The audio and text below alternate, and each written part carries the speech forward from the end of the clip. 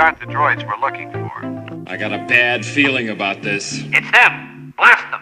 Hey everybody, Merry Christmas. I am just filming a quick little channel update for you before you get into this awesome DIY cardboard turning video from Travis. I wanted to let you know that this will be the last video that we put out this year, but we will be right back to it on January 6th with the tactics video from Colton. We're also planning to have a full-length battle report come to you at the end of the month in January, so we're looking forward to that. Thanks so much for a great year. You guys are awesome. Let's get into the cardboard turning. What's up, guys? Travis Posey here. Fan of the show, friend of the show, play lots of games on here. Also, local Oklahoma Tournament Legion event coordinator. Today, I'm here to talk a little bit about hobby and how to get into hobbying. So when I first started getting into Legion, my son and I were playing. We dug out the Legos, built all kinds of crazy boards with Legos.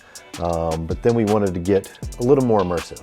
So my son was big into hobbying with stuff. He pulled out the box knife, the hot glue gun, and started making us some terrain. He started working on some like area terrain, and then I started making, and he made some buildings, and then I kind of took it to the next level. So started with a simple, box structure, and then build up to very tall buildings, because the Star Wars Legion is a very diverse, set of terrain and environment you're going to fight in. You could be fighting in a big urban area like Naboo or Coruscant, but you could also be fighting in Tatooine, or even just some kind of ruins that are out there. So really wanted to cover the full gamut, so any type of scenario we dreamed up, we could have terrain for that. Yeah, so when we went down this journey of making all this terrain, I saw all these cool tables at all these events that were 3D printed, perfectly painted. I didn't have a 3D printer. I didn't even want to mess with 3D printing.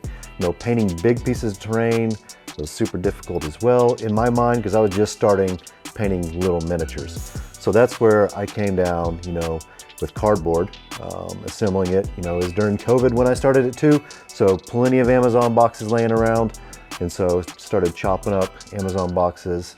We had a small little hot glue gun, bought about 100 glue sticks for $5, and chopping, gluing, started making all the terrain you see here. So it's really easy, really to get into, low risk because the price point's low, and end of the day, if you don't like what you got, you can throw it out or you can redo it and make something better. All right, now let's dive into the tools that you're gonna need to make your own cardboard terrain. All right, here's my typical workstation. This has been definitely upgraded over the years. At first I started on like a piece of wood, a nice, solid, flat, even surface. I didn't even have an X-Acto. I had a literal box cutter. And then I had, I think one of my kids' little plastic rulers as well. And then, yeah, the hot glue gun, I had a little bright pink hot glue gun that I used initially to do everything. Worked great, but then one of my buddies in the hobby introduced me to this beast, this Ryobi cordless, changed my life. So one of the things I'd say when you're getting started into it, definitely pre-prep a lot of your cardboard. Amazon, not a sponsor of the channel, but sponsor of all my cardboard, is kind of where I start. Make sure everything's cut up just so you have a lot of different pieces. Another thing I've done over the years is I try to standardize my cuts. So when I started with my square buildings, I was making everything like 6x6, just making nice little marks on the 6x6, and then you can make lines and do easy cuts on this kind of stuff. Just makes, when you standardize all the pieces, makes it way easier. All right, so I did a little pre-cutting so you didn't have to watch too much of me cutting up some cardboard. So really what I like to do with basic structures is, like I pre-cut, everything is 6 foot by 4 inches. 4 inches is a good, what I think, line of sight blocking, good building height, maybe double the size of a miniature when it's standing up next to it. So I pre-cut all 4 walls. Then I pre-cut a roof to go on top, and that's what I'll do. I'll typically assemble the 4 walls together and put the roof on there, pre-cut out a door, and pre-cut out some windows to go on the side of the structure. So again, prepping everything, so that way, once you got the hot glue flowing, you know, it can just keep going and going and going versus cutting, stopping, and then watching your hot glue melt and get on your desk. Okay, I'm gonna do a little gluing. We'll see how it goes. I've never done it on camera before, so this should be a lot of fun. One other thing I might say too, when you're looking at terrain, you know, I definitely used an Amazon box here, and so all the cardboard is kind of like the same thickness and the same color. You know, if you're starting out, you grab whatever you can. That's what we did. But not all cardboard is created equal. Some is like double thick, and some of the double thick stuff is good for foundational pieces, where the thinner stuff can be used for windows, doors, you know, kind of accent highlight stuff. So, but yeah, we'll give it a go. We'll see how it goes. Again, you just want to run a nice bead along the edge, and then just take your wall and just put it right together. Great thing about hot glue, you know, this stuff's drying in like 5-10 seconds, and it's holding your joint pretty easy. I'll do the same thing again on this piece. Again, just right down. Looks like I grabbed the roof panel and used it as a wall, but it's cardboard, so who cares? You can make mistakes. Yeah, it's no big deal. Again, just taking that bead, putting it right up against there, you know, holding it for maybe 5-10 seconds just so it's in place. So it's already good. And again, you can use your small kids hot glue gun from school, works just fine. You know, this Ryobi has been a power horse. I could not have made all the terrain you saw earlier without it, because this thing can just power out some hot glue. So we'll run 2 beads now on both these walls, right there, and then assemble together, just like that. So you basically I'm cut up a box to make another box is what I did. So pretty simple, straightforward little structure there. And then yeah, the roof, same type of deal. You can just fire some hot glue over the top. Again, doesn't have to be fancy. You know, if you're trying to do precision work, you can go slower, but just for demonstration purposes, that's what I'm kind of showing you. And like, ooh, yep, you can burn yourself. It gets nice and hot. Looks like I'm out of practice. But then, yeah, you can take a door, you just glue your door right on the front here, and then take some windows, right here on the front too. And then, yeah, just digging right into it. So my art style is called inking. I've seen some people like texture and even paint their cardboard terrain. I don't even remember where I saw it, but someone sent me a picture of someone who did a lot of inking on, I think it was, you know, crafting. They did a lot of wood builds and they inked it with a small pen. So what I did is I just get a regular fine point Sharpie, and on every single building, just my art style is I'll outline the entire structure is where I go. And then for the windows, you know, you can put a window there, for a door, you know, it just kind of pops because it's brown. And then you can make the door as fancy as you want, you know, make it like a Star Wars door or something. You know, I've done little deals where I've cut out small pieces of cardboard and even put control panels on the side of my deals. So super easy. You got a real easy structure right there, you know, and I built this thing in what, 5 minutes or less? So really easy to get to, cheap, you know, and if you have too much of it, like I do, sometimes your wife can just tell you to throw it away. You don't feel too bad about it. Okay, really want to dig into a couple of the pieces that I've made over the years, just so you guys can, you know, see where I started, where I went to, and some of the more advanced techniques that I kind of took on. So again, this is one of my very first pieces. Still use it on my Wargame boards today. You know, a basic box. And that, oh, there's another thing I did also.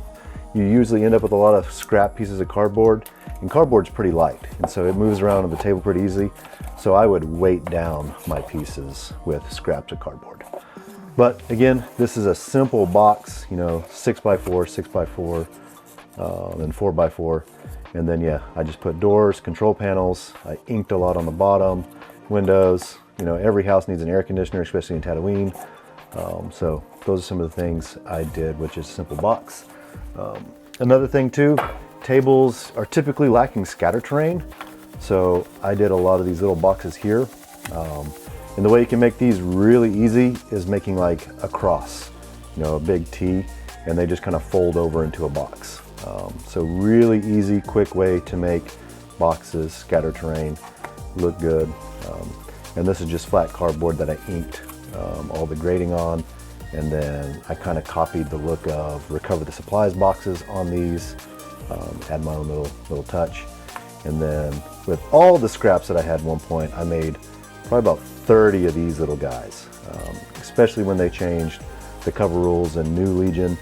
And so you can put more of these around and not feel as bad as giving heavy cover to everyone on the table. Kind of another level I went to, I did what our local community calls Ye Olde Star Wars Legion Town. And so I did a whole set of these types of buildings. Wanted to really change from a flat roof to a curved roof. Found it was a little more challenging than I thought it was going to be originally, just doing angles and roofs.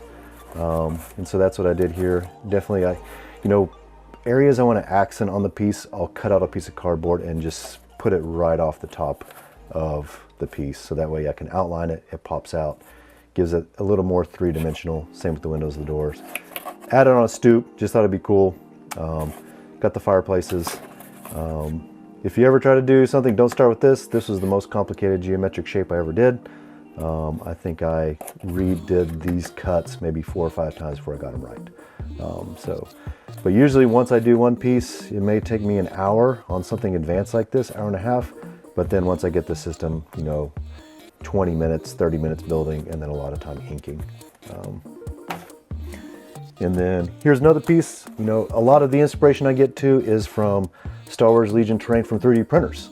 And so I'll see kind of the new stuff that some of those design studios put out, and I'll say, maybe I can do it in cardboard and give it my best shot. So this was a set that they had. I think it was like a outpost, a desert outpost it was labeled as. So a lot of little control panels, a recessed garage this time. That was something different I wanted to try, having things that were recessed into the piece, recessed door, and then a double layered air conditioning unit there. And then I think the last thing, which was another way I wanted to challenge myself, is I did all these ruins. And these I mounted onto a surface just because of the nature of what they were and the way I was making them. I took a single long strip of cardboard, as you can see, and I curved it and shaped it. So what I did is I cut out the walls first, even inside there. I don't know if you can see it on the camera, but I put and inked all that before I glued that in place, just to add that little extra detail into the piece. And then, yeah, hot glued it all together and made a big ruins table. So those are some of the unique pieces you can do, from a basic box to advanced curved structures on some of this stuff. So hopefully everything I've shown you will kind of give you some inspiration, let you know you can get into the hobby for really cheap, maybe $50 total outlay of box cutter, Sharpies, and hot glue gun should get you rolling right away. And then from there, it's your imagination. Get inspiration from Pinterest, anywhere else, on pieces you'd like to build. And you can just go fast, go hard. If you mess up, you can always just throw it away, or keep it. So thanks guys. Have a very Merry Christmas, and hope to see you on a Wargaming table soon. All right guys, so that's kind of the overview of how to make the terrain, some of the advanced techniques that I did. Obviously you can see, you can go crazy, you can go super tall, super small, whatever you want to do. I hope some of this has maybe inspired you to get out there and make as much crazy terrain. I would warn you, be very careful. You go too deep, you'll end up with a full table worth of cardboard. So get out there guys, get hobbying, have some fun, and have a Merry Christmas.